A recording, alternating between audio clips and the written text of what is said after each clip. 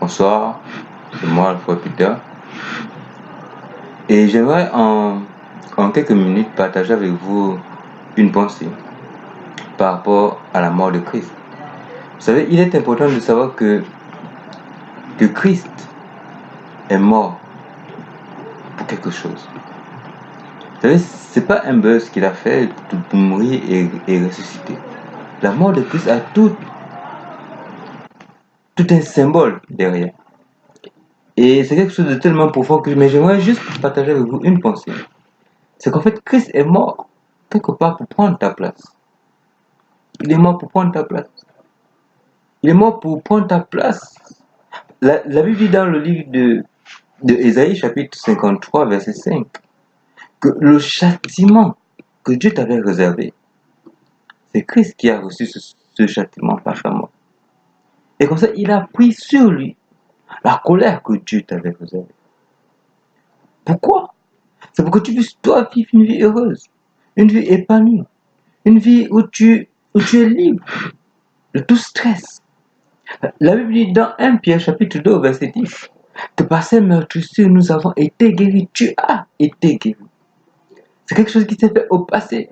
Et donc, lorsque tu vis au présent, Dieu a pensé à la maladie. Et il t'a guéri. Et donc, tu dois accrocher la parole de Dieu et prendre possession de cet héritage. Parce que la guérison t'est de droit. C'est pas quelque chose que tu dois négocier, c'est pas quelque chose que tu dois implorer, c'est quelque chose qui est ton droit. Et tu dois exiger d'être en bonne santé. Et c'est important parce que Christ a tout fait. Il a pris ta place dans le malheur. Il a pris ta place dans la pauvreté. Il a pris ta place dans la tristesse.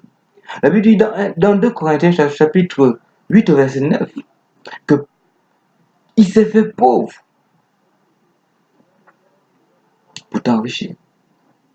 Il s'est fait pauvre, de riche qu'il était. Il s'est fait pauvre pour que toi tu t'enrichisses. Et donc le fait d'être riche, c'est pas un péché. C'est pas un plaisir charnel. C'est la volonté de Dieu que tu sois riche. C'est la volonté de Dieu que tu sois heureux. C'est la volonté de Dieu que tu vives de manière heureuse. La Bible dit que à quoi sert-il d'un homme de gagner le monde s'il doit perdre son âme? Mais pour celui qui a déjà gagné son âme, il doit gagner le monde. Jésus dit que vous ne m'avez encore rien demandé, demandez-moi. Et je vous donnerai les nations pour possession. Et les peuples héritage. Et donc, Dieu t'appelle à bien vivre sur la terre. Dieu veut qu'en tant que son fils, tu vives bien sur la terre. Que tu sois heureux, que tu sois heureuse, que tu sois épanoui, que tu puisses vivre le bonheur du lundi au samedi, du 1er janvier au 31 décembre. Que tu vives des jours heureux et bien. Et pour vivre cela, crois en la parole de Dieu. Crois au plan de Dieu. La Bible dit que les plans de Dieu sont des projets de paix et non de mal. Pour t'assurer un avenir et de l'excellence. Alors je crois que Dieu veut faire quelque chose de bien avec toi. Et je crois que Dieu a un plan exceptionnel avec toi. Mais crois en sa parole. Elle est simple, mais elle est puissante. La Bible dit que la parole de Dieu court pour se réaliser. Il t'a donné le pouvoir de devenir enfant de Dieu. Dans Jean chapitre 1, il t'a donné le pouvoir de devenir enfant de Dieu. Donc j'aimerais encourager quelqu'un pour lui dire que toi aussi, tu as le droit d'être heureux. Toi aussi, tu as le droit de vivre une vie épanouie. Vous savez, Christ n'est pas juste mort pour qu'on aille au ciel, pour qu'on soit sauvé. C'est la principale raison, mais oui, mais ce n'est pas la seule. Il a dit à Pierre qu'il n'existe pas quelqu'un qui m'ait suivi et qui va vivre malheureux sur la terre. Il a dit, en ce siècle, elle recevra au centuple. Si Jésus pensait que c'était juste ce siècle qui était important, il n'aurait pas parlé de ses disciples. Il n'aurait pas parlé à ses disciples de richesse, de bonne vie.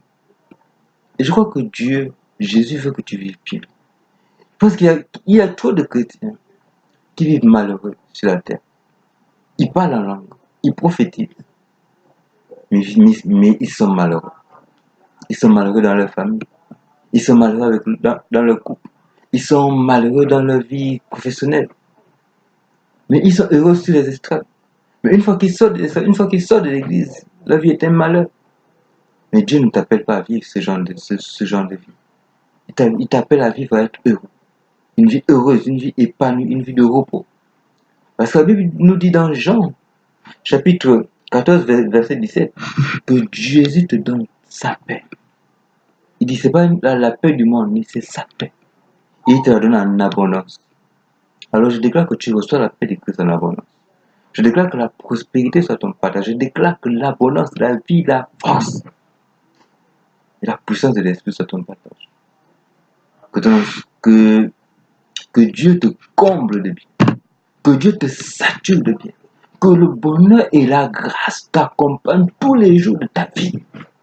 Et que tu sois heureux et heureuse, épanoui.